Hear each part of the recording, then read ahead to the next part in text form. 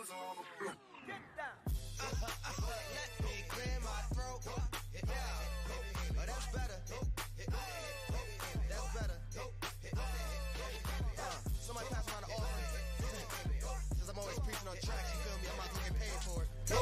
of the day.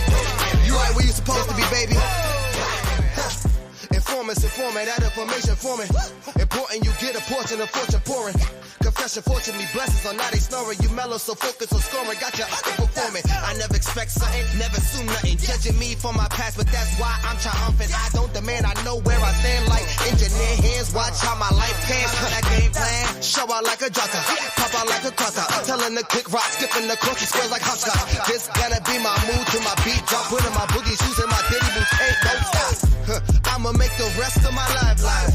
Yeah, I'ma make the rest of my life live. Gonna make the rest of my life the best of my life. Yeah, I'ma make the rest of my life live. I'ma make the rest of my life live. Gonna make the rest of my life the best of my life. Congratulations on the celebration. I know I'm dope without a need of a validation. No congratulations on no celebration. I know I'm dope without a need of a validation. Yeah, if having hope is dangerous, call me evil. Hey family, happy Thursday. How's everybody doing out there? Welcome to Thursday night with me, your girl, Lady Dawn B, on the greatest network ever to exist in these YouTube streets on Thursday night on the Bravo with Sheila network. Yes. We are here. We are live and we are ready to go on tonight. I don't know about you, but I have had some kind of day, but I love the fact that I get to spend my evening with you. That's right. I am glad about it. Keeps me going throughout the day, knowing that I'm going to be here to see y'all real soon, right soon and real soon. So I am so glad that we are in the building on tonight, and I hope you are glad too. So let's see who we've got in the building. Just bear with me, trying to turn my volume up a little bit. And let's see what is happening on tonight. All right. Let's see.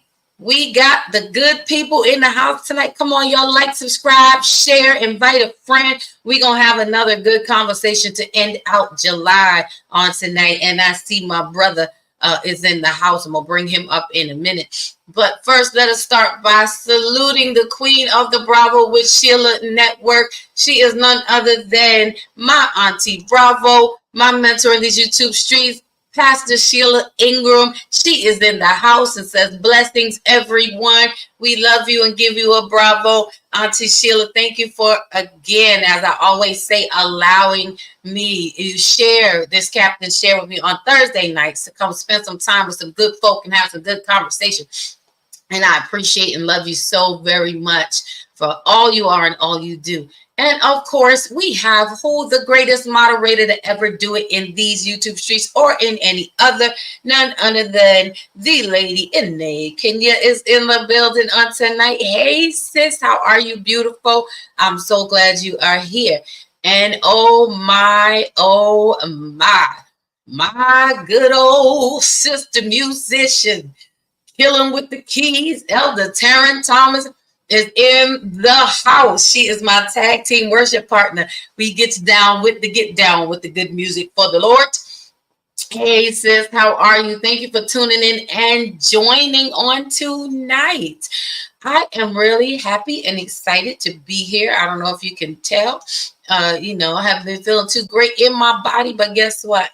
Take the strength we have and we keep it moving, right? Because this too shall pass. It's these allergies and seasons. It gets too much. It's just too much. I think allergies is from the devil. So welcome, guys. If you are in the building and I see some of us, do me a favor, please do the triplets, like, subscribe, and share. Help us to grow this network, grow this space. Help us to get this good word out on tonight and every night that we are on. Help us to build this community where we can have good conversation. On Thursday nights, we're going to have a real talk with real resolutions, and that's what we come to do again on tonight. So if you are in the silent section, the expensive seats, we invite you to come on down. I say it every week. Come on down to the comment section. I promise you it's safe down here. We got security. Nobody's going to get you. I promise.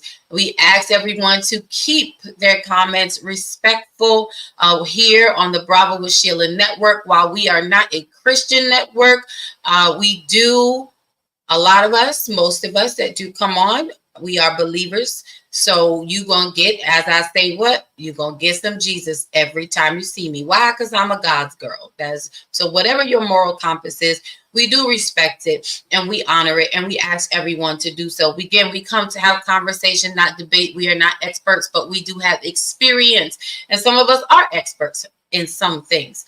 So we want to be respectful to everyone's thoughts, feelings, opinions, and we just ask that you share properly in the comment section when you do. All right. But by chance, if you do need a good word, you can go, because we have full service here, right across the street to the Sheila Ingram Ministries Network, right across the street. You can't miss it. I promise you. You go over there, you will get some good old word over there. On Tuesdays, we have Pastor Rosa, who gives a Tuesday morning word at 10 a.m. On Fridays, you got a triple threat with the Women of Grace. On Friday mornings, I believe at 11 a.m. But go over there, like, subscribe, and share. It's the Women of Grace, and it is power-packed. It is Pastor Sheila Ingram leading the way. She has Reverend Jeannie supporting. That's my AKA Auntie Gangster, and also Pastor Rosa, my mom, who pushed me out. Literally, as I always say, I am 4 of 4. After me, there are no more. That is it. So you can do that right across the street at the Sheila Ingram Ministries Network. Pastor Sheila also has the Kabod. So many things of inspiration and encouragement going on over there on that platform. Excuse me, y'all. Over here, I do want to also mention on the Bravo with Sheila Network on Monday night, make sure you are tuning in to my fellow podcasters, my sisters, my HG family, when they are on sharing Mondays Beyond the Mic at 7 p.m. Eastern Standard Time. You don't want to miss any of these amazing conversations that go on. And Pastor Sheila is also on here bringing great word, great information. She has superfood family. They come on. I'm telling you, we just got everything. We got it. We got it all. So I want to make sure that I put that out there. Again, we ask you to like, to subscribe, and share. And we also ask that you, if you're really enjoying this conversation and you want to support, you want to put, as they used to say, your money where your mouth is, you can also send us the super chat. We will be more than happy to stop and to acknowledge you and thank you so very much for not just lending your support and presence, but we thank you for you lending your support in finance as well, so that we can keep growing. All right, I see a few more people in the chat, and then I'm going to bring my brother up so we can start this great conversation on tonight. I see we have in the house the distinguished Toastmaster, Lady Michelle Roach. Thank you for joining on tonight, sis. Oh, we have one of the squad members of the ladies' room, my sister Sean Beal from the Detroit area. Thank you for joining us on tonight. Oh, goodness gracious, y'all. We got the experience and the encounter in the building for a moment. Pastor Chris, who is one of the moderators of the Men's Lounge, he says, "What's good, fam? Let's go." If you know him, you know that's what he says. All right, so we thank you all for joining and tuning in on tonight. And so I'm going to bring up my brother, who is a part of the Men's Lounge. He's my brother from another mother, but the same father, the father being God, the father of all fathers. Okay, and he's going to join me in this conversation on tonight. So let me bring him up first. He's no stranger. You know, I call him, he's equal part of the Toxic Twins in the Men's Lounge, which is him and Pastor Chris. You know, two of them, when they get together, they equal one whole toxic person. You know, but we love them. We love them. They bring it for he's shaking his head right now. But we love and respect their voices and their opinions. They bring truth to the platform. So come on up, bro. How are you doing on tonight, Pastor Linwood? What's pop? Here we go. It said his shirt says, "I'm saved, but I still, but what you can still, you still catch these hands." I felt like it tonight. So I wore my good shirt to let you know that I still got some fight in me, and I didn't comb my beard. Yeah. That's how we doing today. Oh man, I'm That's ready. how we do it. I'm ready. What a day. Well, your toxic twin is supporting you, of course, per usual.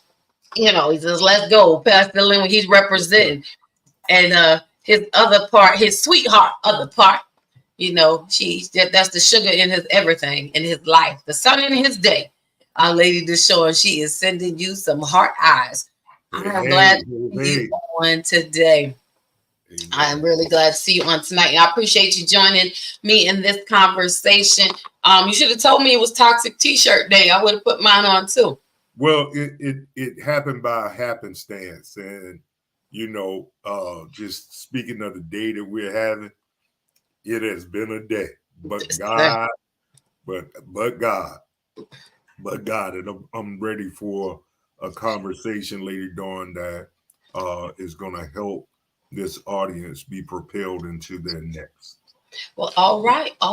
I appreciate that, and we're ready to have it too. Yeah. So tonight, what we are talking about is it's a series that I forgot how long it's been now. Maybe I want to say back in January, and it came about because of the process of change that I was enduring and going through. You know, life does so many things to us that it takes us completely out of pocket a lot of times, where you forget who you are. And by the time you realize that you're in a space that you were never created to be in, you're usually too far deep in it, you know, and it takes you to grab hold to yourself to try to even remember who you were supposed to be, you know. And again, while we're not a Christian network on this side of the street, we are believers. So again, you're going to get some God, you're going to get some Jesus when you get us, because I'm a God's girl. And, you know, so it's what we do. Pastor Lynn was the same, that, you know, God is our moral core, our compass. So, you know, it made me think of, you know, the story of the prodigal son, who knew where he came from, but went out there and did everything that he could and lost himself in the midst of it. He let life get the best of him, you know, and caused him to forget who he was. And he had to get down to rock bottom in order to just remember, like, this is not even me. You know, it puts you in this space where this is what am I doing? You know, and look around, what I thought was fun, what I thought was engaging, what I thought was exciting, what I thought was gonna, you know, really satisfy what's going on within me, whatever the yearning is, whatever it is I'm looking for, you know, what I thought all those things was gonna do. I got out here, I tried them, I tasted, I seen, I touched, I felt, you know, I experienced, I did it till the wheels fell off, and then bought some more wheels and did it again, you know. But you still come to find out at some point that none of that still satisfies. You know, you end up being the hamster on the wheel, where you just keep going in that circle. And at some point you got to get off the wheel and get back to yourself.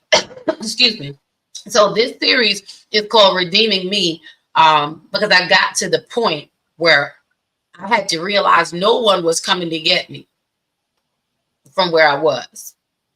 You know, there's a point in your journey that people can support you, but there becomes a point in your journey where nobody is coming to get you. You know, right. And that's where God leaves you to yourself. So before I get into the rest of the topic for tonight, have you ever had those experiences where you've been in that space where you got yourself to a certain place where you totally forgot who you were, where you were, really the core of who you are, you know, and nobody was coming to get you? You couldn't call mama no more. You know, you couldn't call daddy no more.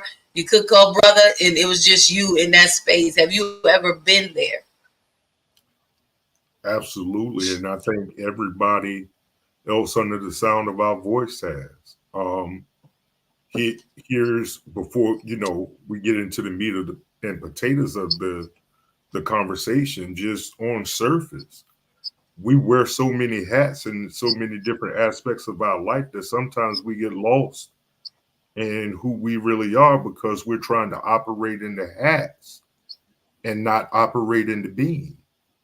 We try to operate in whatever titles that we hold. We try to operate in the relationships that we carry on, whether that is a relationship, man and woman, in a platonic manner or in a committed relationship. And then we are parents. We are sons and daughters. We operate in community. We operate in church. We operate in business. And sometimes in operating under all those umbrellas, by the time we sit down and take a reflective look at ourselves, we don't know who we are. Yes. And that is why balance is so key. And when I start talking about balance, Lady Deshawn usually gets scared because balance for me doesn't look like balance for everyone else. Because I believe, even though I may not indulge in certain things, that everything that we have labeled sin may not be sin, or everything that people say we ought not to do to engage in leisure. It just don't apply to me and the God that I serve. So, like you said, this is not a Christian show, but I just have to come from the perspective. She said she started praying and started praying hard, but I just come from a different perspective because one thing I believe in, Lady Dawn, and I'll cut it short, is No, you good. that life and life abundantly does not just mean that I enjoy church and gospel music. I enjoy life and life more abundantly. No, that's good. That's a good point that you make, and I'm glad that you said it too, because tonight normally we have a lot of we normally we have a lot of controversy that goes on, but on this platform on Thursday nights, again, my motto is real talk, real conversation with real resolutions. Excuse me, because until we tackle the hard things, we have to be willing to have those conversations that other people don't want to have, but are yet having.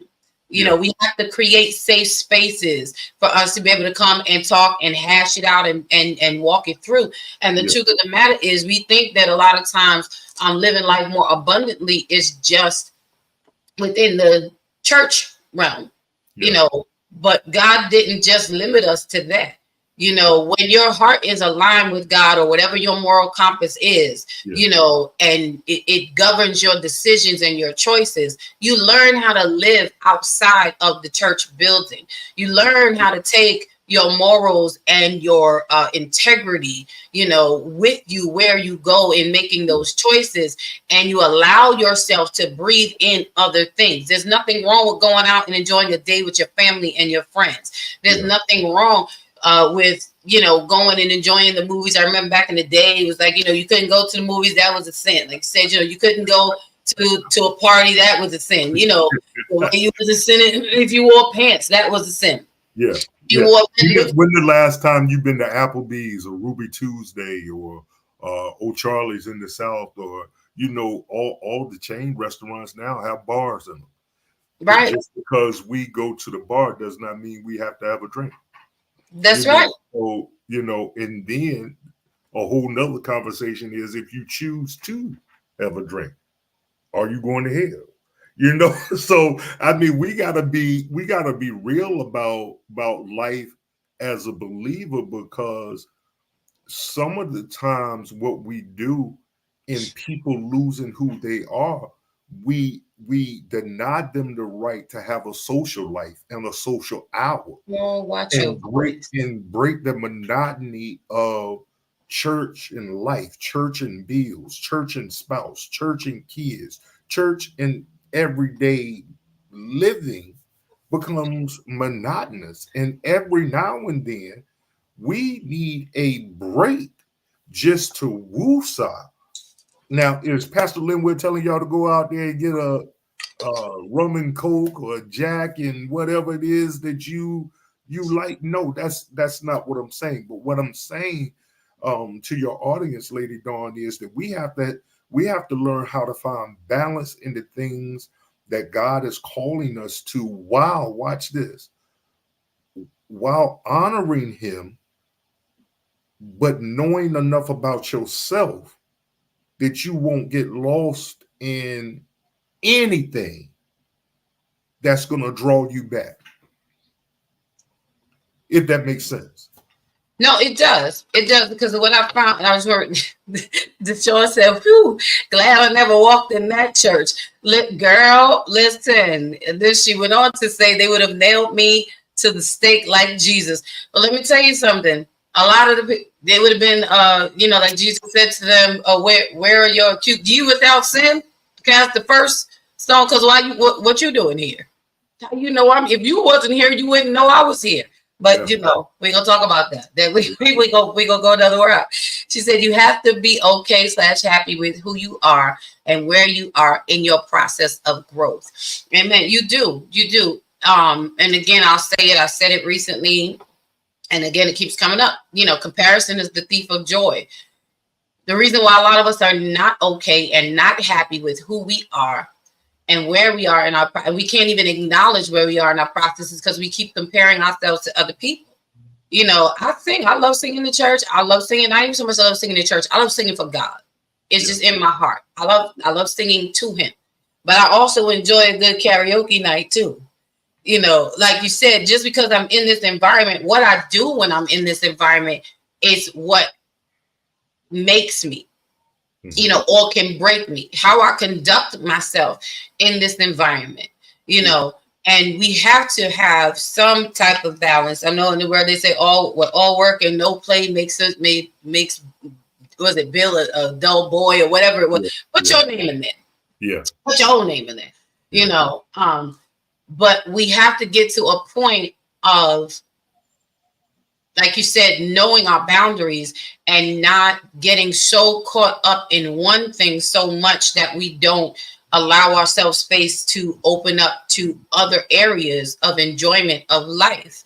A lot of us get caught up in the church or in the church setting or in task and get weighed down. And again, and this is not to, we're not discrediting church. This is a conversation.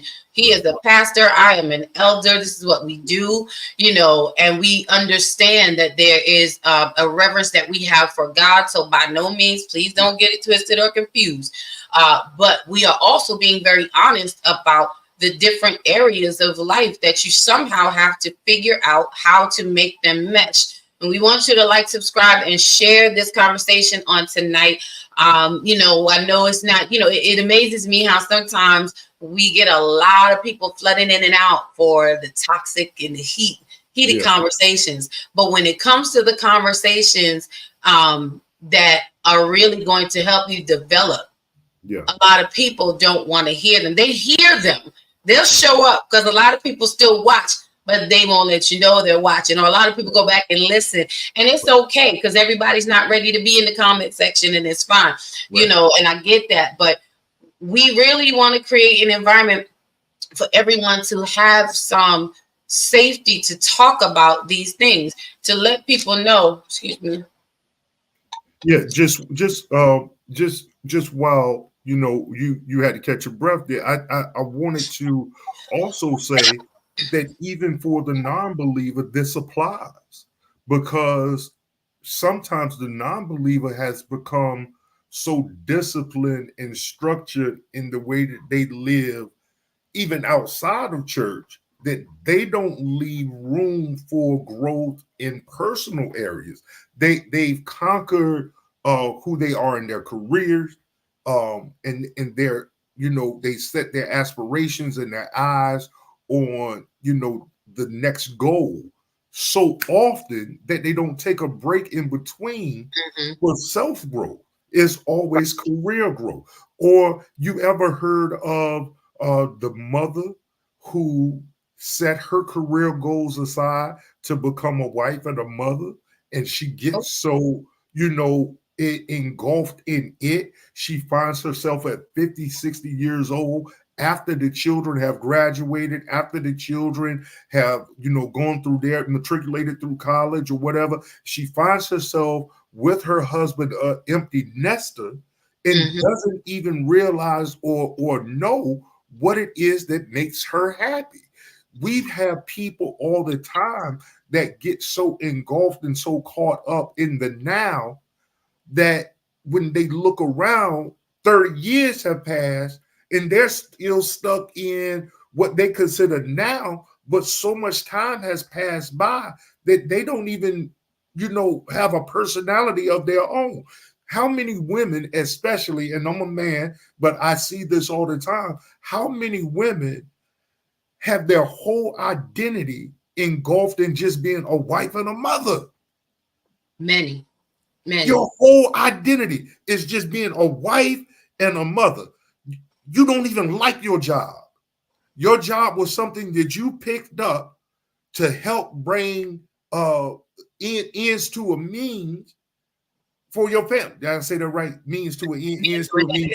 Yeah, one or the other. But you wanted to step to the plate to help your husband in finances and securing the family's finances. So you picked up a job, and next thing you know, you establish relationships on the job. You're comfortable on the job to some degree, but then you find, I don't even like this.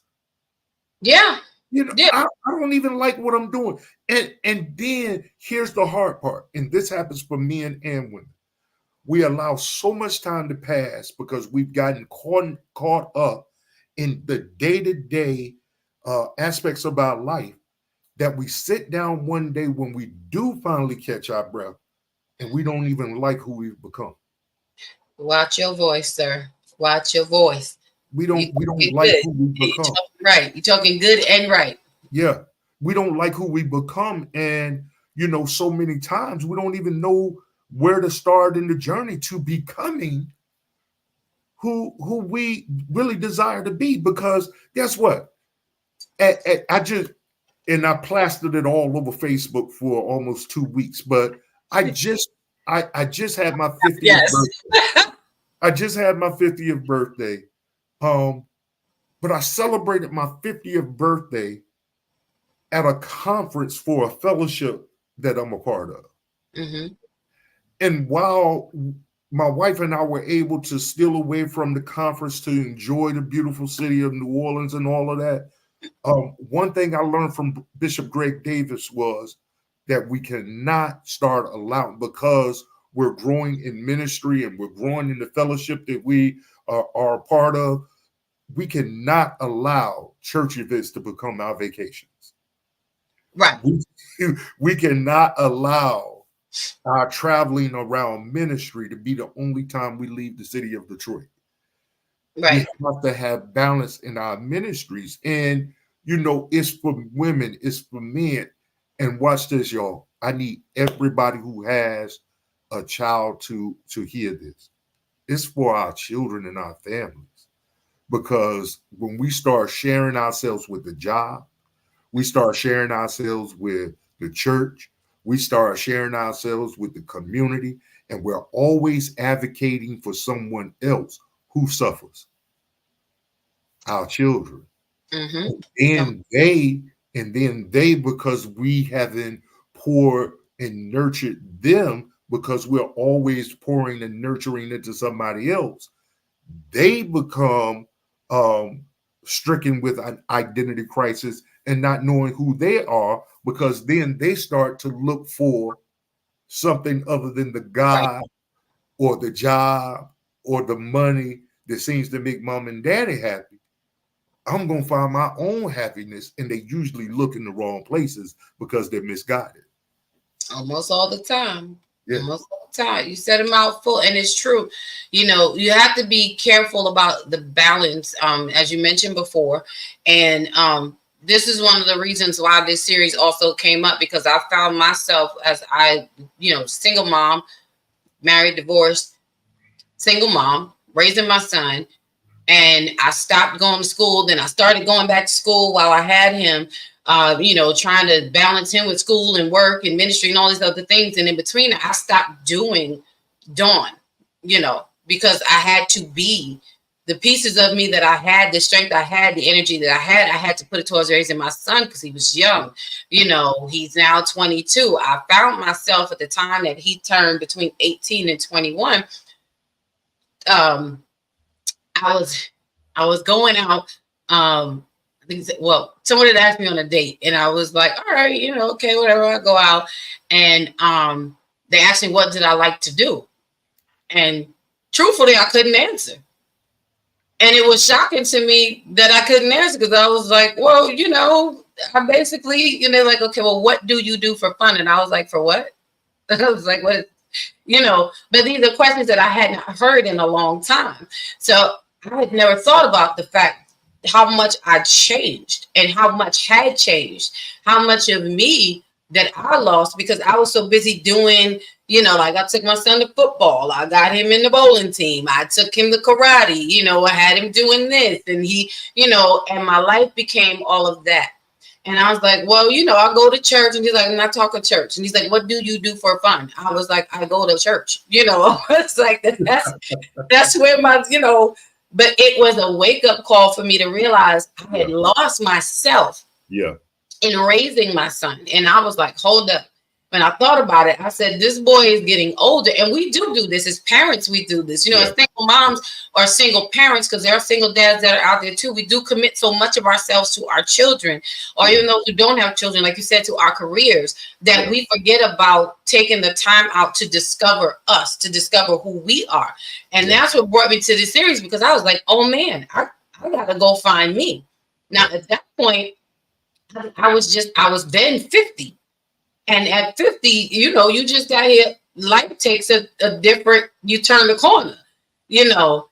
And I had to stop and say, hold on. So I started thinking of all the things I used to do. Like, all right, you know, I love music. So I used to go out, you know, and I like to dance. And I was like, girl, you can't, where you going? You know what I'm saying? Like, I ain't going to no club today. People crazy. You know, I don't even want to be in all of that environment. And I had to really stop and think about what is going on. Hey, Marie. I'm sorry. We got to stop. Listen, Lady Dawn, I love what Marie McCants just said, though. She said people that are married, too. I'll be celebrating this Saturday. Lady Deshawn and I'll be celebrating 3 years of marriage. Now, you remember when we got married. So I think you were in the rooms and all when we first connected. So, you know, 3 years have gone by fast. Hey, Arne, you spoke earlier. I can't comment because I didn't forgot my login credentials. But 3 years of marriage, and we were talking today. I was at work. I called my wife and I said, you know, in 3 years, we've endured a lot. And, you know, we had a good laugh off it and whatever. But when I think about it, things that I did before I got married, even my study habits, you know, for preparing for Sunday services aren't the same as they were, you know, now that I have a wife. I can't tell you, as a matter of fact, I haven't.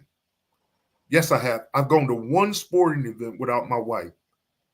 That our son wasn't involved in since we became engulfed in this relationship, not even married. It was one baseball game because my Yankees came to town, and she had plans that Memorial Day weekend. Me and the kids went to a baseball game. But that's one of the only things that I've done in 3 years that weren't, you know, either the wife or church. So, you know, things change. As life changes, we change. But the healthy thing to do is always make sure that you're in a healthy place by nurturing what it is that satisfies you. Now, I'm not saying that we should be selfish by any means, but what I am saying is there's a part of us that still needs to remain an individual. Absolutely. And when we lose that, also because when you're in a relationship, and like you said, and even like Marie said, I love you, Marie. that even in marriage, people that are married to, when I was married, I've been married once, but when I was married, I lost myself in my husband at the time and stopped doing a lot of the things that I love to do, especially ministry related. Because that was not what he was into, although he knew who I was before. And that was a part of what brought me joy, and like you said, you still have to remain an individual, and you still have to feed yourself as an individual. When you're in a marriage or in a relationship, it's a forever process of becoming one. It doesn't just happen. It's not a one-shot deal. It's a forever process. I want to read some of the comments also before we get further, because I want to make sure we get into these few little points that I have here. Deshaun says, creating balance requires you to know who you are at the core and what motivates you, what makes you happy, and what you just cannot stand for, which is true. And I want y'all to like, subscribe, and share. Invite a friend to this great conversation. If you can't make it, the replay is always on.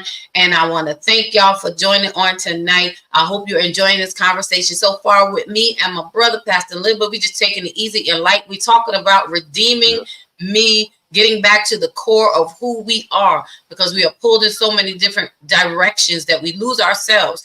And I want to say, in regards to balance, as Deshaun mentioned, and even as you mentioned earlier, one thing that I've discovered in life is that balance is not always equal.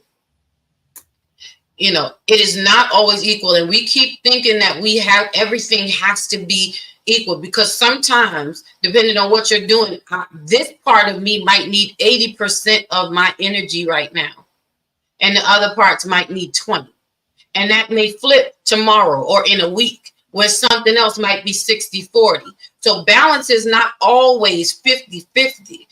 Creating balance is simply making sure that all the parts that are there to meet 100. That's what I found out. So I stopped pitting my priorities up against each other, but I learned to figure out, in order for me to get it all done, to create that balance, what do I need to do first? And that's one of the things that we have to learn how to do, is to prioritize what is important right now. What do I need to do first to get back to me? What do I need to do first in rediscovering myself and getting me back on to my path? Deshaun also said, so true. As women, we get lost in the lives and the dreams of the ones we love and can't even remember our own dreams and desires. And that is absolutely true. I do experience that again. My son is 22 years old, and I am now learning how to, on a different level, I'm learning how to not make his problems make his emergencies my crisis, or his crisis my emergency. I'm learning how to put him on pause to do what I need to do for me first, because he's not a baby anymore. And women, we are such nurturers. We have to we do a lot of self-infliction, I want to say. A lot of self-sacrificing. And you got to realize, like, you are not hurting your child by saying no, or you are not hurting your husband by saying, I need 10 minutes to myself. Because when you take the time, and husband's the same, when you take that time for you, I come out as a better me. She took a shot at me in my church. but my wife has made a lot of sacrifices that I could go further in the ministry. Oh, this is a good question. And that's a thing of partnering. You have to know your partner. And it's beautiful that you said that and you acknowledge it. See, Deshaun, so he knows. So he can't say he don't know. At least he's aware. He has awareness. Some husband pastors or pastor husbands don't know. Some of them don't acknowledge. When you were talking about everything has changed, or things have changed since your relationship and your marriage, Deshaun says nothing is the same. And when you enter into relationship and partnership, you need to understand nothing is going to remain the same. Nothing. It's not supposed to. If something remains the same, if things remain the same, something's wrong. Yeah. You are creating a new life with that person. Marie said it changes. And then she also says, but what? Okay. All right. I see the other part of your message. Hold on. Let's see. Von Eric is in the house. Blessings to you, Von Eric. Deshaun was laughing. She said, right. Marie says, yes, Lord. That's good. And Marie asked a very good question. And I want to, I'm going to ask this question, put it up. And after we finish addressing it, I want to get into some points and goals, because our topic on tonight, when we're talking about redeeming me, the topic really is, it's time to become. It is time for us to become. We've been talking, and I'm sure everybody has been talking about, you know, what we want to do and what I'm going to do and how I'm going to do it. And all we do, how close are we to becoming what we've said we were going to become? Are we in the same spaces that we were in when you first said you were going to do this? You know, we have to have some self accountability. You know, July is over, basically. Yeah. You know, we crossed over the midway, and I don't do New Year's resolutions and all of that anymore. I make goals, and I give myself realistic time to fulfill them. But one thing I know for sure, in the space of redeeming who I am, no 2 days can be the same, and I cannot be in the same place at the end of the month that I was when I was at the beginning. I have to have something that I've done to show my progression, and it doesn't have to be big things. So Marie's question is, what do you do when you don't know how to get back to balance? Do you have anything you want to share in answering her question, bro? What do you do when you don't know how to get back to balance? Now, I have an answer, but what is your answer? For me, believe it or not, is get quiet. Just get quiet and start to listen to the inner you.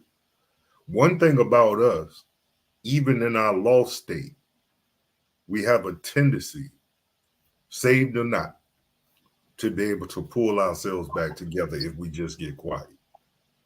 Yeah. If we just get quiet and start listening to ourselves, then we can get back.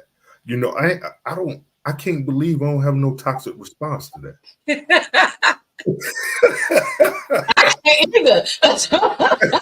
Yeah, I don't want no toxic response.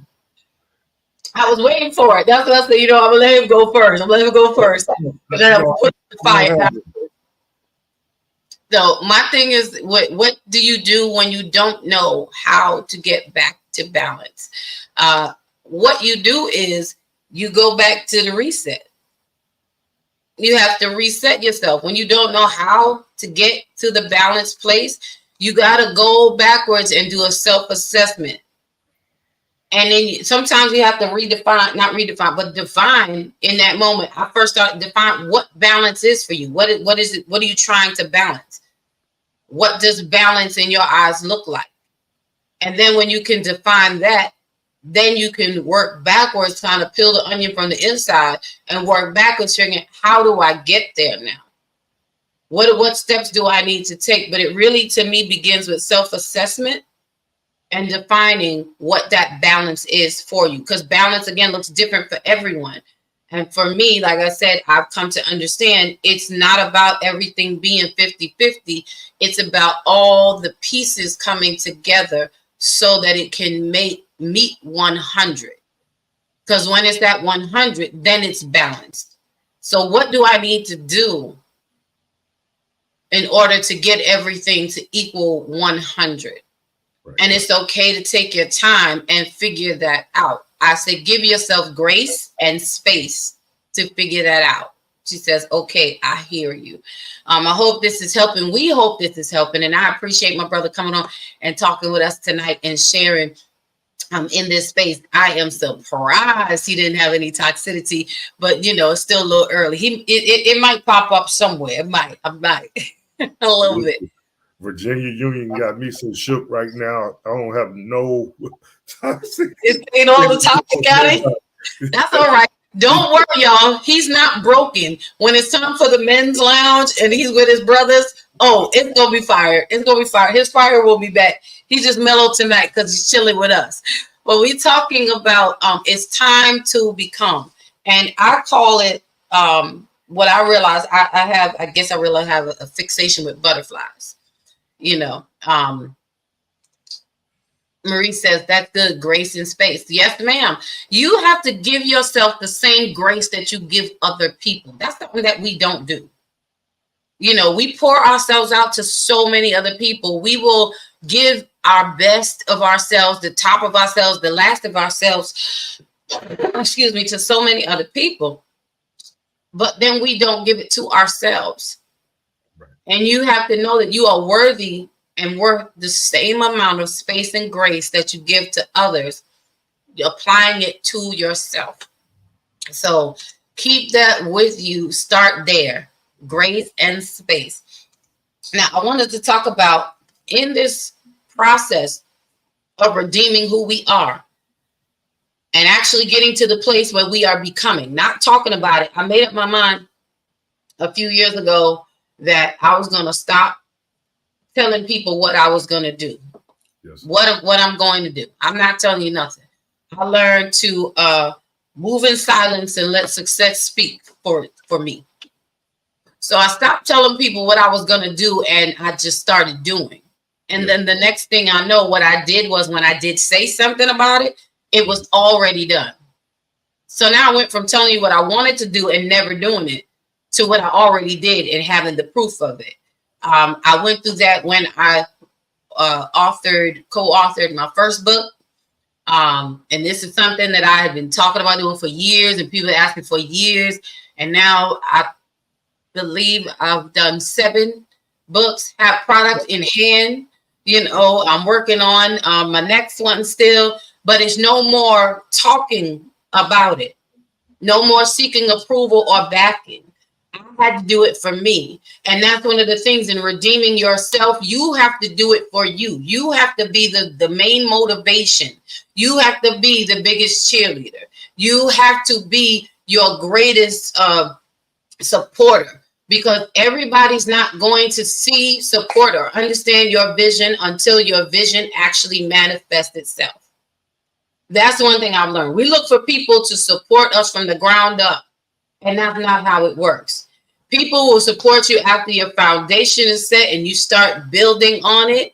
That's when people come along. Because also, you don't want everybody in on your foundation. Yeah.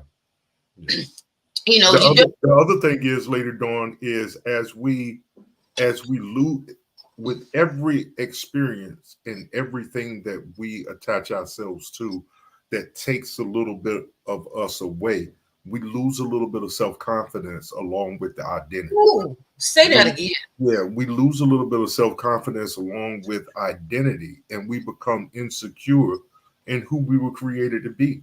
Because the one thing about a rubber band is, and I wish I had one for illustration, the more you stretch it, the more it loses its original form. Right. You know, so the more we're stretched, and there's nothing wrong with us being stretched in certain ways. Again, I'm entering a master's program at 50 years old.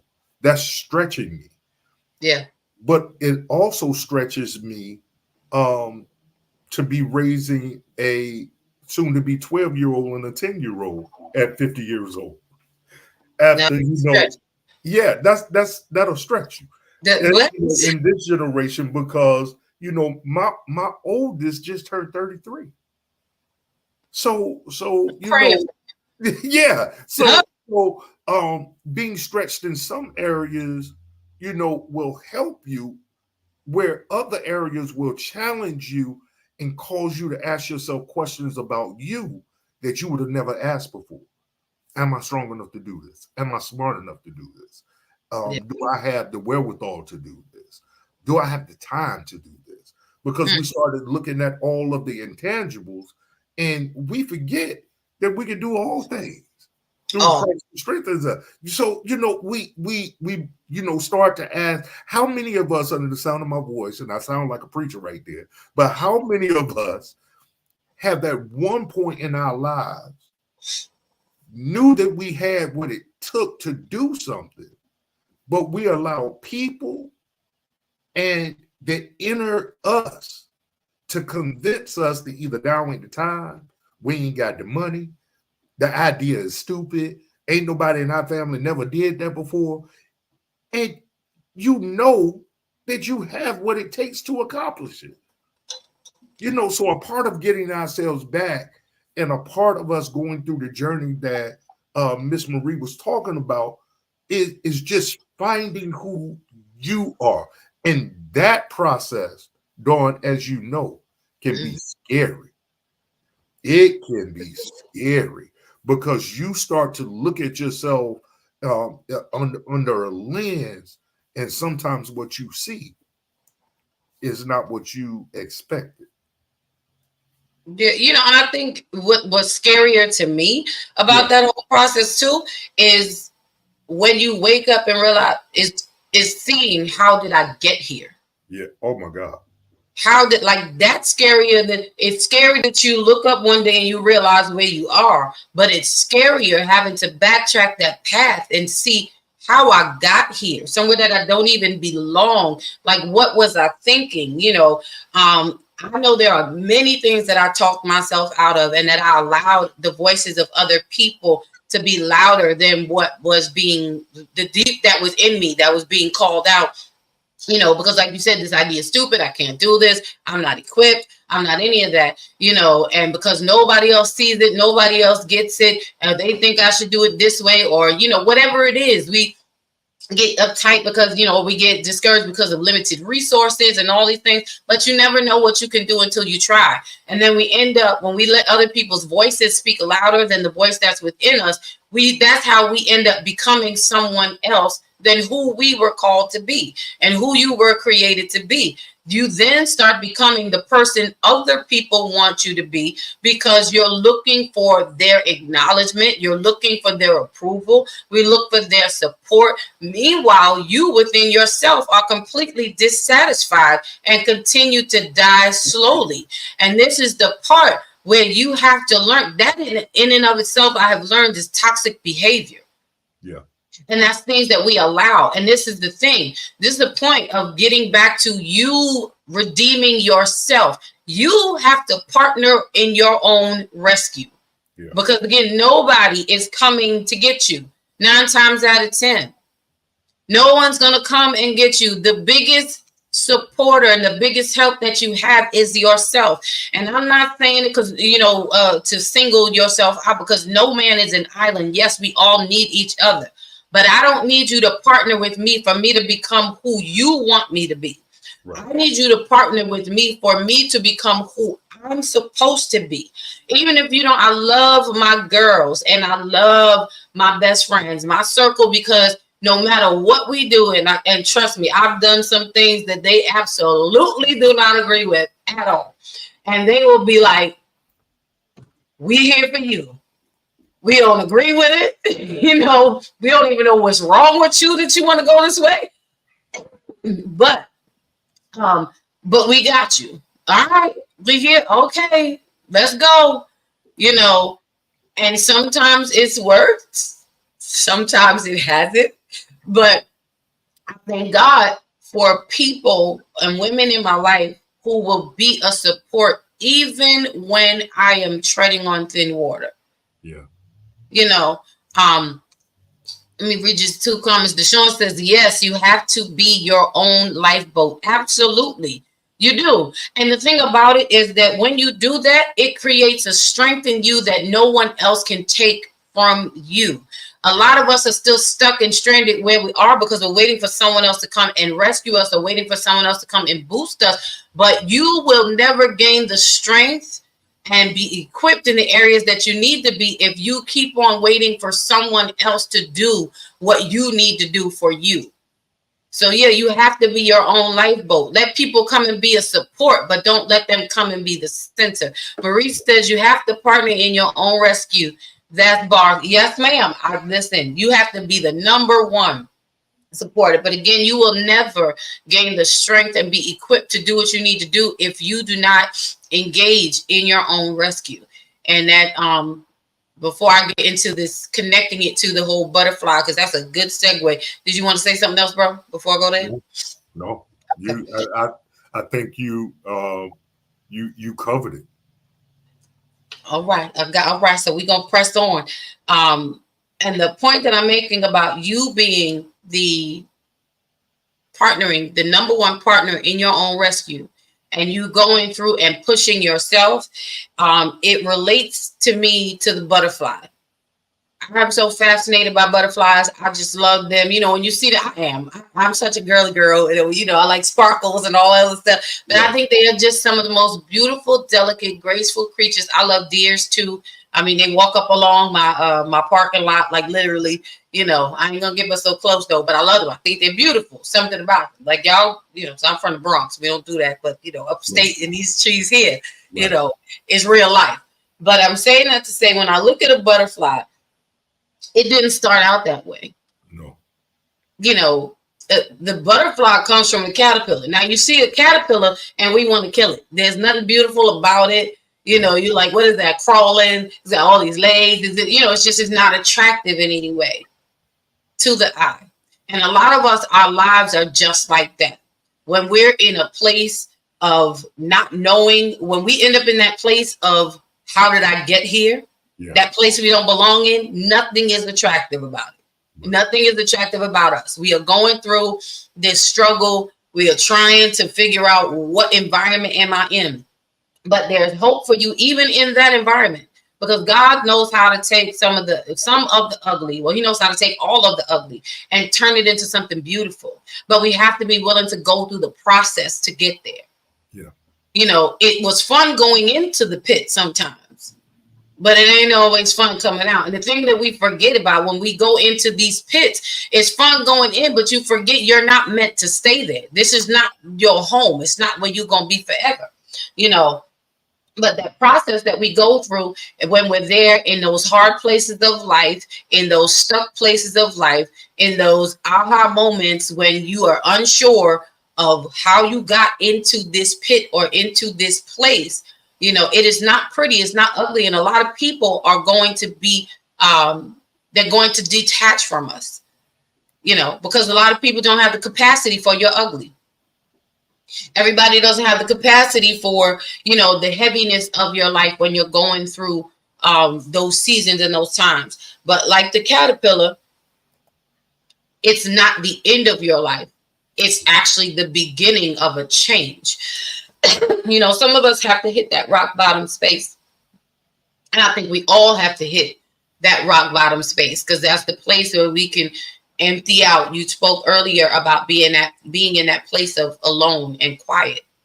And until you get there, you will never get back to the center of who you are, because the other voices and obstacles are always going to seem to be what weighs the most in your ear. So it's important that you get yourself to a quiet space. Now, the thing I want to share also about a caterpillar is that how it goes from that ugly space to something beautiful. Deshaun said that right there. Everyone cannot handle your process and the changes you will experience. Absolutely. And we deceive ourselves a lot of times in thinking that everybody that with us is for us and can handle us. The truth of the matter is, you got to learn sometimes to compartmentalize people, because as much as I know everybody, there are places in their lives that I don't have the capacity to manage. I got to know when I got to tap out or sit on the sidelines or be like, call me when you need me, because this here, I don't have the expertise. I don't have this. I'm not strong enough to help you through this in the way that you need. And you also have to realize that for your own life. I know certain things that go on in my life, and I'm sure, brother, you can attest to this as well. Certain things that go on in our lives, we don't share with everyone, because you already know certain people can't handle our truth. Well, that's in most capacities where we are concerned, especially those of us who have some semblance of public. What am I trying to say? We operate in public capacities. We hold titles, whether it's in community, whether it's in church, whether it's in high visibility situations on our job. We really have to be careful in what we share, because everybody does not have the capacity to handle your humanity. The bottom line is all of us are human. all of us have, desires that may not be understood by others. All of us, have lives, and the thing is, Lady Dawn, you're a woman, I'm a man, but if you bleed me, if you cut me, we still bleed. Uh, Right. we still bleed the same blood, and we don't always understand that in the capacity of, once again, when we go back to when we first started the conversation, in the so many hats that we wear. We wear so many hats that people start identifying you as a human and start identifying you by the hats that you wear. That's good. Therefore, you lose your identity in what people consider you and not what you know yourself to be. And the truth of the matter is, my wife get me all the time. Look, you they pastor, but you my husband.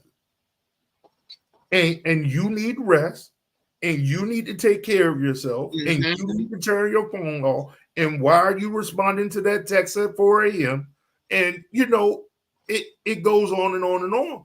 And I can't believe I'm saying this publicly, but she's absolutely right about it to some degree, because though I do have a responsibility to pastor the people that God has assigned me to, though I do have a responsibility to grow the business endeavors that we have put our hands to, though I do have a responsibility to these bad kids that we're raising, I also am a person. And to this kind of segues into the comment or the message that I just sent you.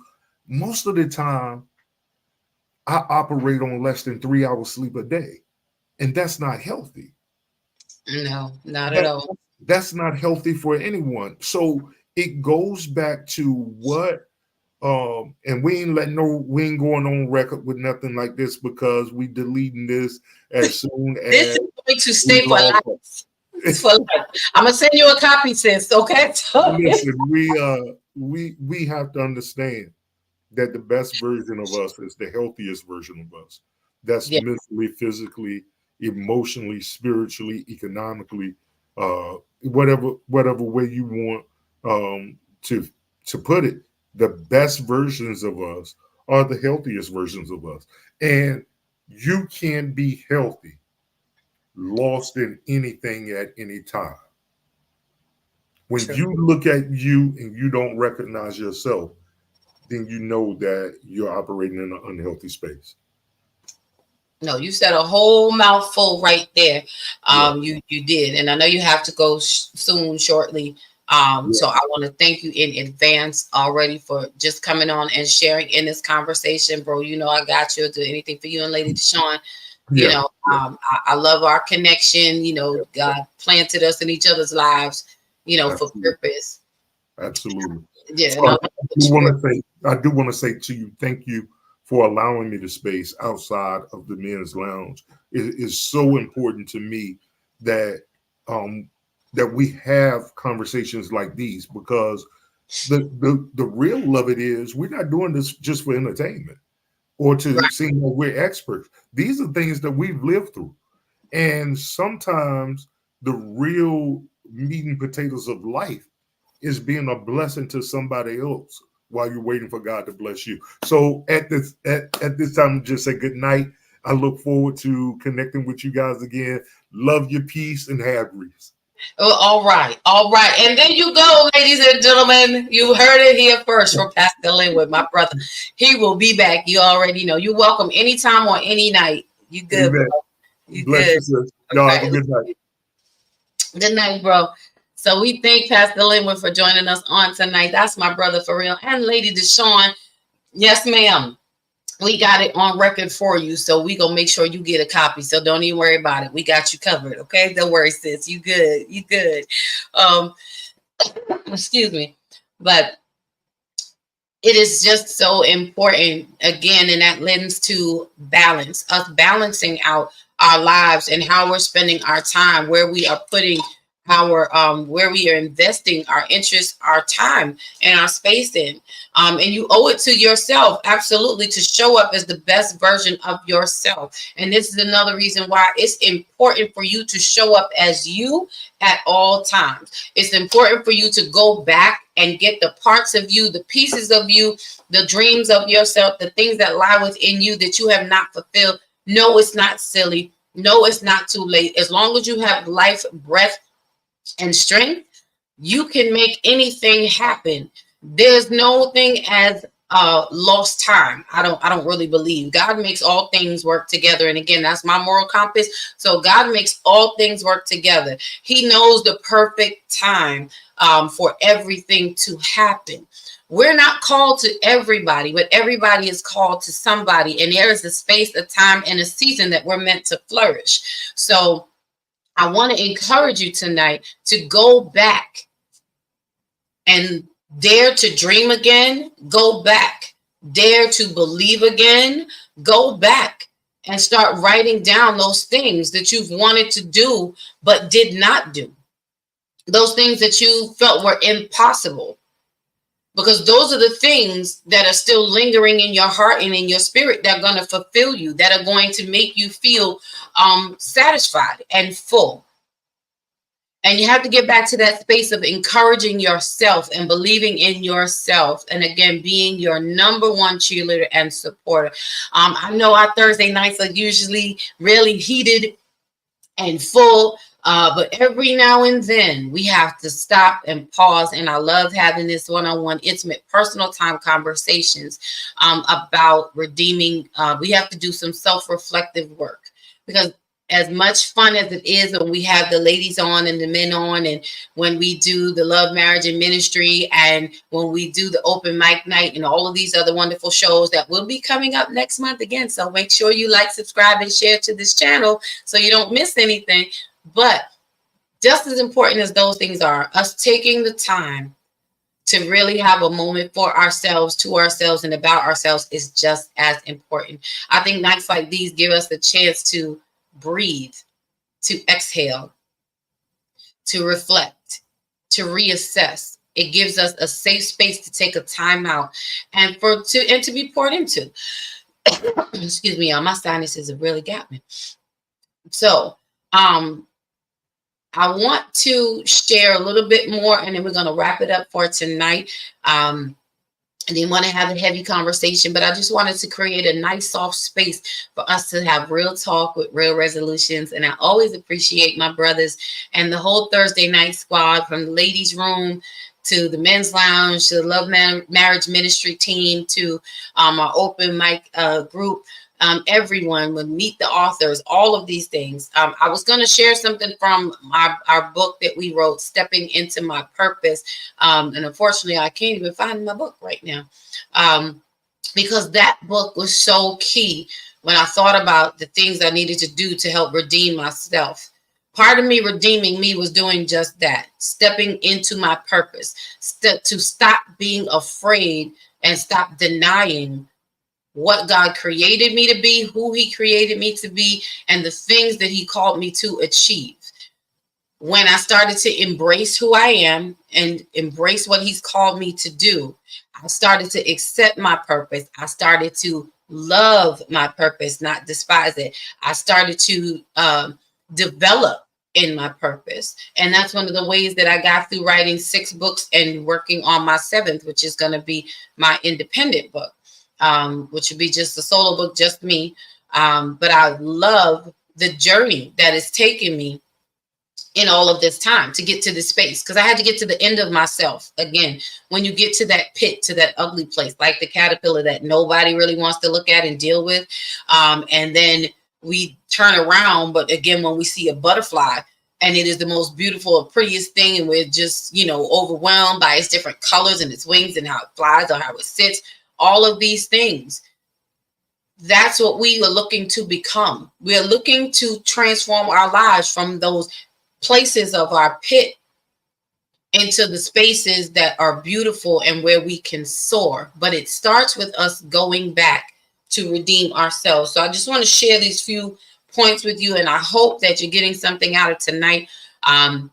It's not a preachy moment, again, because we are, again, it's not a Christian channel. Although, again, I'm a God's girl, so you're going to get some Jesus. Our Christian channel is the Sheila Ingram Ministry channel. It's right across the street. I hope you go over there and like, subscribe, and share. Excuse me. And we look forward to doing something over there really soon. But we want to talk to everyone on tonight to help people to get to a place of development and success and manifestation. And you can do it. Know that you are worth the journey. You are worth the 24 hours. You are worth the moment that you need to take to get you where you need to be. So again, I relate this as far as us having the time to be taking the time to become. No more talking about it, but actually taking the steps to become what it is that we are supposed to be in relation to the changes and the transformation and the process that a caterpillar goes through to become that butterfly. We are all in stages of development throughout our lives. So I will say this, the process that the caterpillar goes through, and I hope you understand and can relate it to yourselves, but the process that the caterpillar goes through, it actually sheds its skin and it molts multiple times as it grows.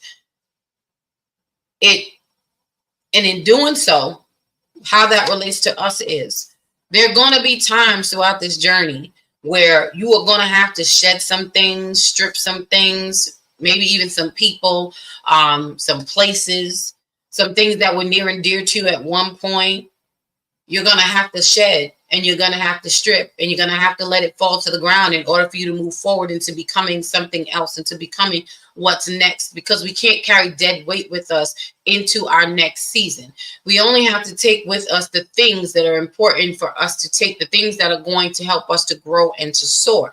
So don't be afraid to shed whatever it is that you need to shed in this space on your journey to becoming. It then attaches itself. The caterpillar then attaches itself to a branch. So I want to ask you tonight, start to consider. Marie asked a good question. What do you do, when you don't know about balance, when you don't know how to get back to balance? I want to put this before you. Like I said, the caterpillar then attaches itself to a branch. Now, the question that I would pose to you in relating to the caterpillar along its journey, it's aware of what it's doing. It's aware that it is time for it to change. Finally, I want to ask you, what are you attaching yourself to? Take a minute to think about, what am I attached to? I'm trying to grow here, but the things that I'm attached to, are they weighing me down? Or are the things I'm attached to things that can hold me up and that can bear the weight of what I'm going through as I'm transforming? Because that's what the caterpillar does. It attaches itself to a branch because it's going to be there for a while. It's going to be there for a minute. That branch it attaches itself to is what it's going to be connected to for the endurance of this transformation.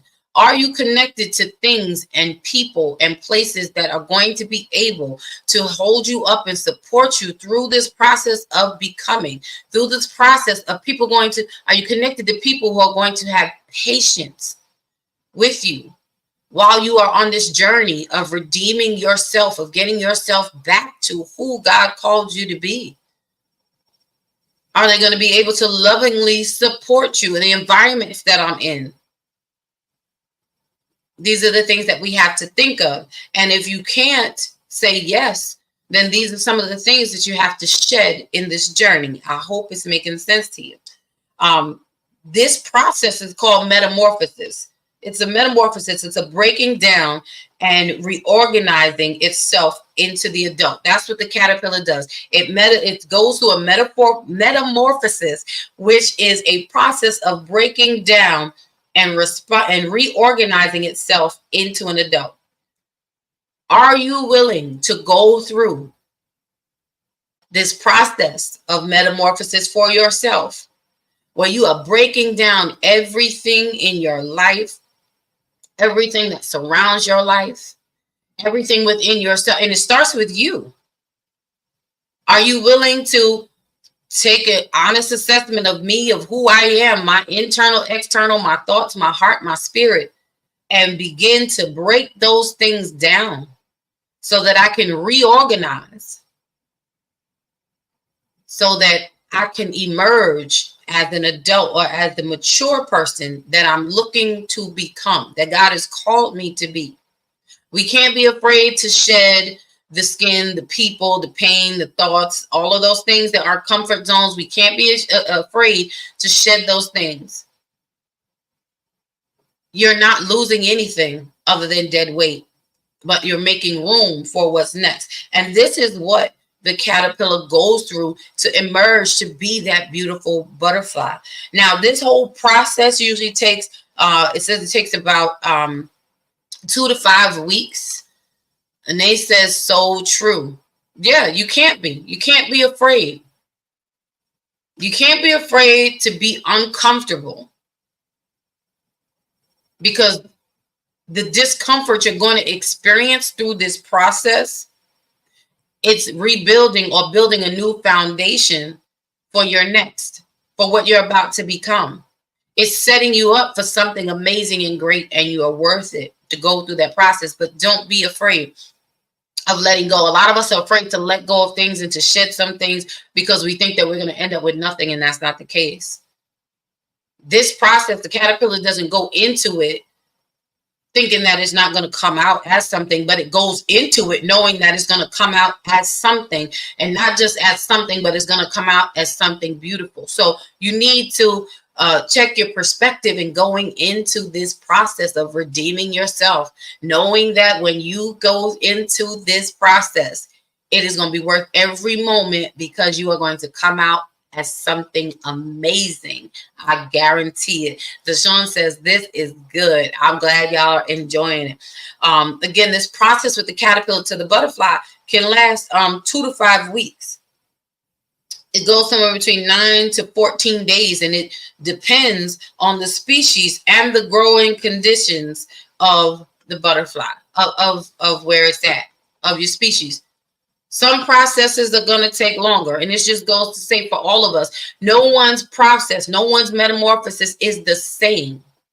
Everyone's is different, and this is why you can't compare your journey to anyone else's. Just know that we're all on a journey. We cannot fault one another for taking longer on a particular journey or going faster on a particular journey. This is not a place of judgment. This is a place of process. So depending on who you are, what your goals are, what's your purpose, what God has called you to, what are your goals, what are your dreams, what are your visions, what are you looking to accomplish, that's going to depend, and it's going to affect what your metamorphosis looks like, that time frame. I'm tongue-tied saying that word tonight.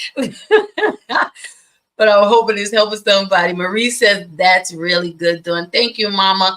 Listen, I just want to encourage somebody tonight. I just really want to push y'all. And again, I know usually, we do our hot topics and whatnot. But again, every now and then we got to slow the pace down and really have a conversation of a different nature, because we have real talk with real resolutions. And I want everyone to emerge as better, at your very best, of whatever it is that you are called to do and to be. I want you to know that you can become it. But again, do not compare your journey to anyone else's, and don't let anyone else compare their journey to yours. Don't let anyone else lock you into someone else's time frame or expectation. Terrence says, loving this. Thank you, sis. Thank you. I am so glad to hear that. And Marie says, you are helping. Amen. That's what I want to do. I want to help somebody, because sometimes you just need someone to say to you, it is okay. You are doing well in your process. And don't let anyone, if you need someone to sign off and tell you it's okay, here's your release tonight. You are doing well, and it is okay. Continue in your process of metamorphosis, of breaking down those things in your life and reorganizing yourself so that you can come out as the mature adult, the mature, successful adult that God has called you and created you to be. It is okay. And you are doing a wonderful job. But again, the time frame depends on the species and the growing conditions. Some of us are not in the best places. The places that we're in are not conducive to where we're trying to go and where we're trying to grow to. Our going and our growing, some of us are not, again, in the places we're in, and the conditions that we're in are not conducive to where we're going. So we have to be willing to break down and reorganize them. And it may take us longer to get there than someone else, but you will get there. You absolutely will get there. And the beautiful thing is that you're going in one way, but you're coming out another. So don't be upset and don't be discouraged. Don't beat yourself up. Don't be negative. Do not doubt because of how you're going into, or how you went into a season, or how you went into this particular point in time. Don't be upset about it, because it's not about how you go in, but it's about how you come out. And make sure when you come out, that you come out with all the pieces of you that you need to move forward into your next and within your next. I hope that's encouraging somebody on tonight. So I want to share these few points with you, these last few things, and then we're going to wrap it up. Please like, subscribe, and share. How do we go through this process of redeeming me and becoming what I'm supposed to become? Number one, you have to set a goal. You have to set a goal for yourself.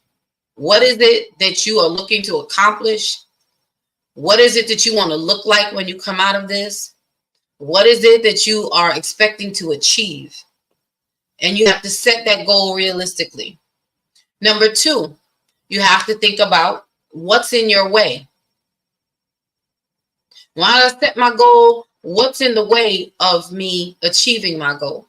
Because there's going to be some stumbling blocks. There's going to be some hindrances. There's going to be some people, places, and things that we may have to remove, that we have to consider, that we have to shift. Sometimes we have to break off.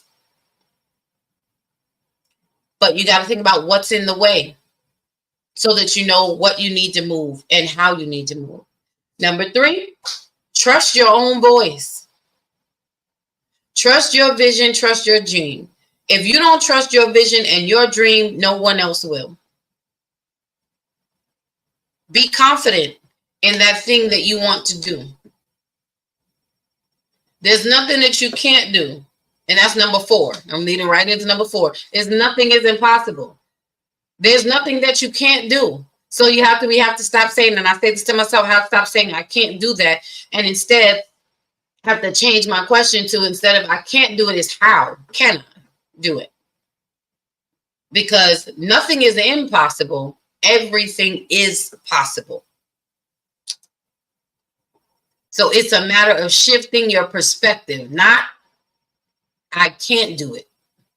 It may be a challenge and it may be hard. It might be an obstacle, but the question is, how can I do it? So set a goal. See what's in your way. Trust your own voice about your vision. Know that nothing is impossible. Instead, ask, how can I do it? And the next thing is, once you figure out how you can do it, be willing to change. The reason why you think you can't do it is because you can't see it happening with the skills that you have now, or with the strength that you have now, or with the capabilities you have now. But when you realize that there's nothing that you can't do, and you set a plan as to how I can do it, be willing to make the changes that you need to make to get it done. Because there are going to be some changes, some things that you're going to have to adjust to. But are you open to making those adjustments so that you can get to the place of success and manifestation that you want to get to? That's what makes the journey worth it. It's part of what makes the journey worth it. And the last thing I'll say on tonight about this redeeming me is time to become moment is, and they says, right, how can I do it? That's it. Stop saying you can't. If you don't believe you can, you never will. But if you start asking how, you will start looking to figure out how to get it done, what you need to get it done. Terrence says, resist the temptation to hinder your own progress. You better talk, Elder Terrence. That's it. Resist the temptation to hinder your own progress. Resist it. You have the option to believe or disbelieve. Resist the temptation to hinder your own progress. You're going to stay stuck until you decide you don't want to be stuck no more. That's good, sis. I might have to send you an offering for that. Feel God. Hallelujah. So when we put all these things together, excuse me, it puts us on the path and on the right track to redeeming who we are at the core of who we're meant to be. Marie said, preach. I'm about to go over to the SIM channel so I can really let loose over there. We're gonna set something up over there. We're gonna preach a good word over there. I promise you. I promise you. Terrence said, I gotta put my glasses on, y'all.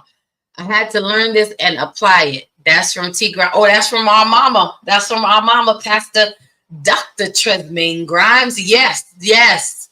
That's some good stuff. All right, so then we got to send mom an offering and a juice for that. Resist the temptation to hinder your own progress. So remember, guys, you have to set a goal. You have to acknowledge what's in your way. Learn to trust your own voice.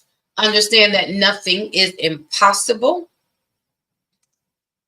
Be willing to change and be open to make adjustments so that you can get from that space of redeeming yourself from redeeming yourself.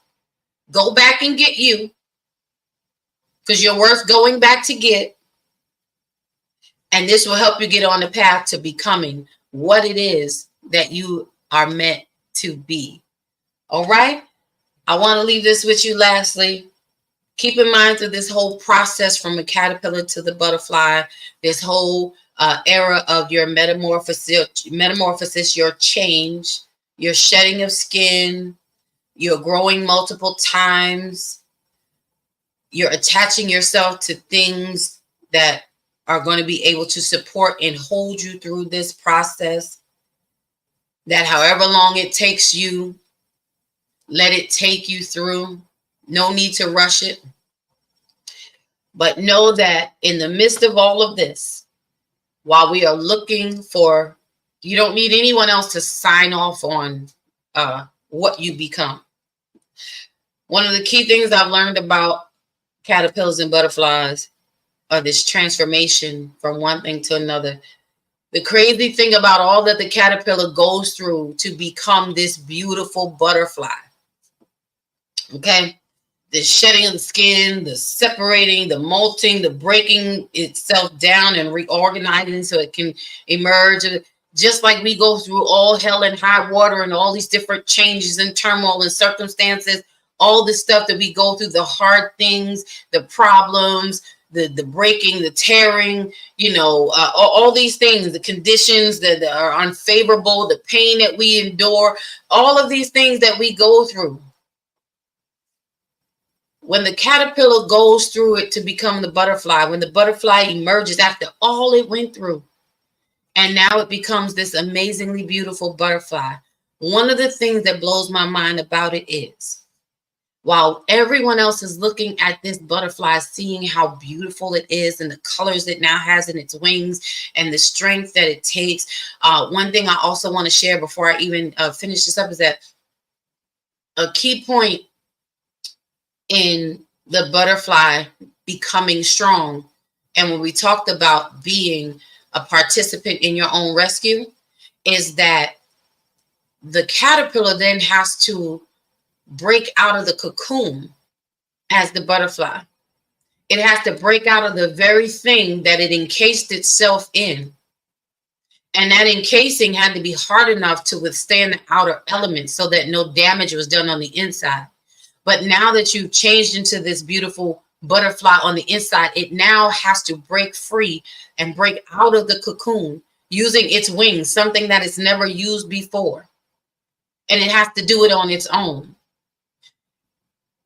And if you were to go and see a butterfly struggling to get out of a cocoon and you go to try to help it, you'd actually be doing it more damage.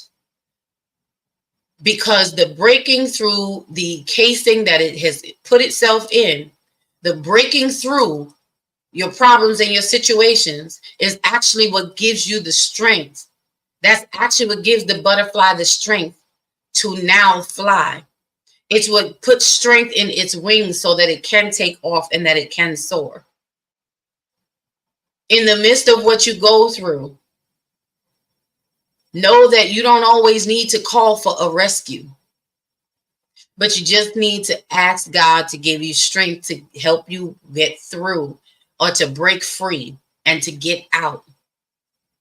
And it is a personal mission because it's through that process that you are going to gain the strength and be equipped with what you need in order to soar and to fly. I hope you're hearing what I'm saying, and I hope that that's helping and encouraging someone. So don't feel like you're going at it alone, because you're not. You just by yourself, because God needs you to develop the strength in your wings so that you can fly. But again, the beautiful thing about it is that at the end of this whole process, it's no longer a caterpillar. You're no longer in the pit, but you emerge as this amazing butterfly. And the crazy thing is, the butterfly emerges with beautiful colors in its wings after all it went through. And everyone else can see how beautiful it is. But the butterfly never gets to see the colors in its wings. I'm saying that to say, after you go through this process and when you come out, there are going to be some things that others will see about you that you may never see in yourself. But just know that they are there.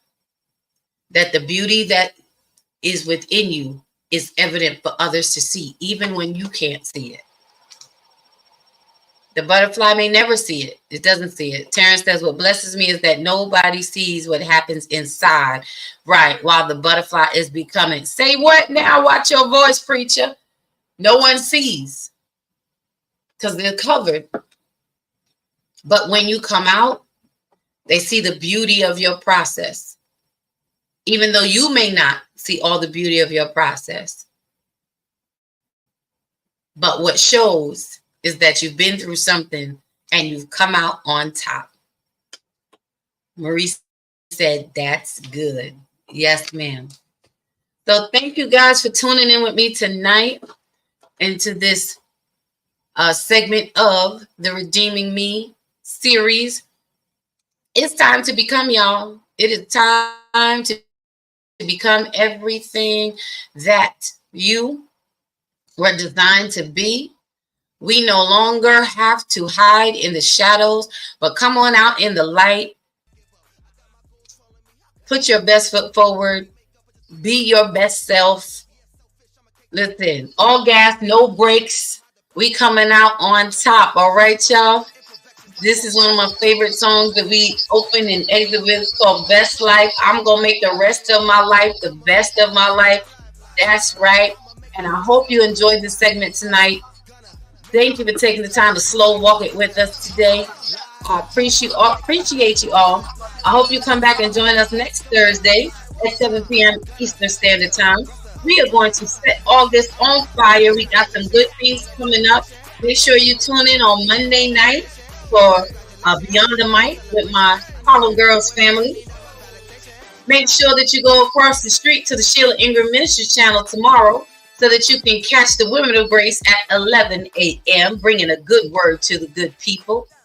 And I want to tell you, as always, to be good, to be blessed, but most of all, be encouraged and don't be afraid to become. Good night, everyone. See you next week.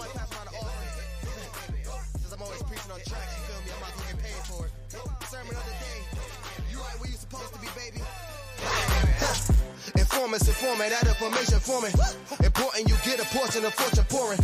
Confession, fortune me blessings on now they snoring. You mellow, so focused on scoring. Got you underperforming. I never expect something, never assume nothing. Judging me for my past, but that's why I'm triumphant. I don't demand, I know where I stand like engineer hands. Watch how my life pans. That game plan, show out like a drotter, pop out like a cutter. Telling the kick rock, skipping the coach, squares like hopscotch. This gonna be my mood to my beat drop. Putting my boogie shoes in my diddy boots, ain't no stop. I'ma make the rest of my life live. Yeah, I'ma make the rest of my life live. I'm gonna make the rest of my life the best of my life. Yeah, I'ma make the rest of my life.